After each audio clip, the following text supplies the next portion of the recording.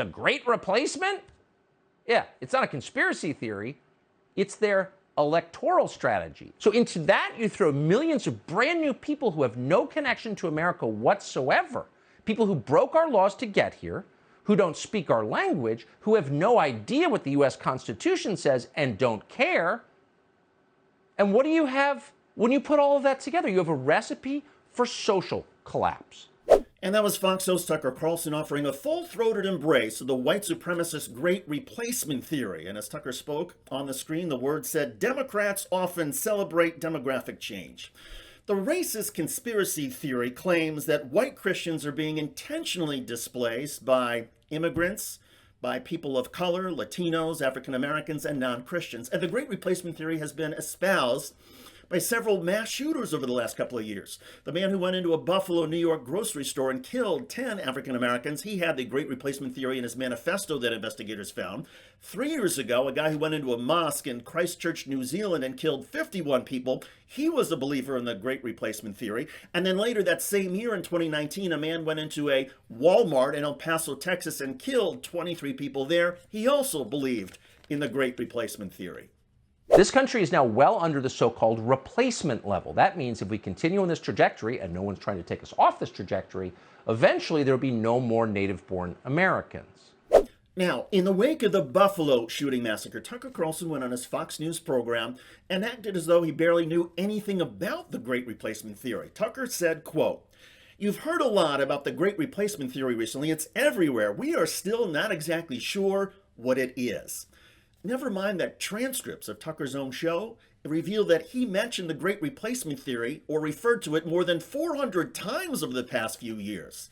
Given Tucker's validation now of what the white supremacist mass shooters believe, that there's a great replacement, that non-Christians are intentionally trying to replace white Christians, given Tucker Carlson's validation of this theory, several members of Congress have spoken out against him, both in the U.S. House and even on the U.S. Senate floor. There on the Senate floor was Senate Majority Leader Chuck Schumer condemning Tucker Carlson by name.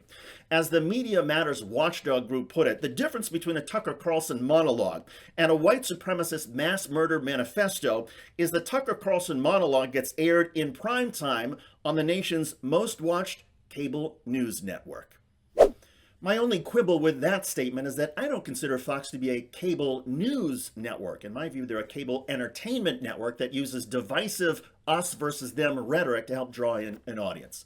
Full disclosure, more than 12 years ago, I worked alongside Tucker Carlson. We were both at MSNBC in the Washington Bureau. We were office mates. I found Tucker to be kind, engaging, smart. I often substituted on his show. I was a guest on his show, and I liked Tucker personally very much, even though we often had our disagreements on the air. The Tucker Carlson that we see now on Fox News, and all of this background goes to say why I believe that the Tucker Carlson we see now is something of an act.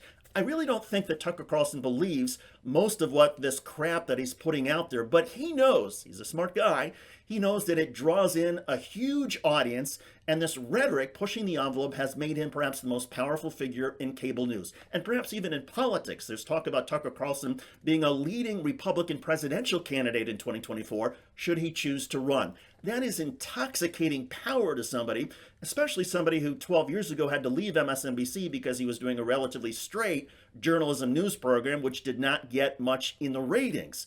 Now all of a sudden he's king of the hill, so you can imagine how he feels about continuing to push the envelope. Tucker, if you're seeing this, I beg of you, invite more people on who disagree with you. Have the debates that you were known for more than 12 or 13 years ago, the kind of dialogue in this country that you used to embrace.